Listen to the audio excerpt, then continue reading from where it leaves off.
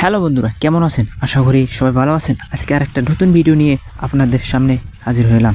তো সময় নষ্ট না করে চলেন শুরু করা যাক। আজকে আলোচনা করব বাংলাদেশ ক্রিকেট ইতিহাসের মিস্টার ডিপেন্ডেবল নামে পরিচিত হওয়া মুশফিকুর রহিমের জীবন নিয়ে। 2005 সালে বাংলাদেশের ক্রিকেটের জাতীয় দলে সুযোগ পান মুশফিকুর রহিম। মুশফিকুর রহিম বাংলাদেশ জাতীয় দলের 3টি ফরম্যাটে অধিনায়কত্ব করেছেন। 2011 সালে প্রথম জাতীয় দলের অধিনায়ক নির্বাচিত হন এবং 2014 সাল পর্যন্ত ধারাবাহিকভাবে অধিনায়কত্ব করেছেন।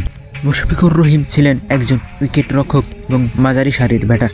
ছোটোখাটো ধরনের এই সদা হাস্যোজ্জ্বল খেলোয়াড়টি স্টাম্পের পিছনে বকবক করার জন্যই পরিচিত হয়ে আসছেন।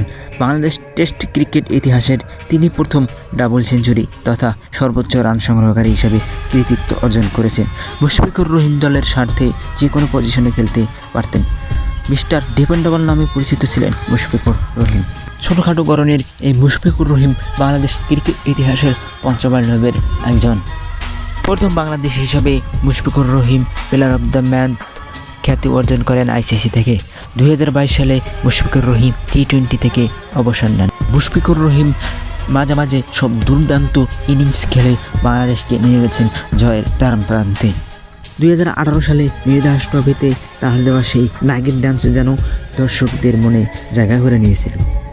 হয়তো পাবো না ফিরে wicket keeper batter Mushfiqur Rahim, তোমার মতন তুমি তো বাংলাদেশ ক্রিকেট ইতিহাসের এক অমূল্য রতন।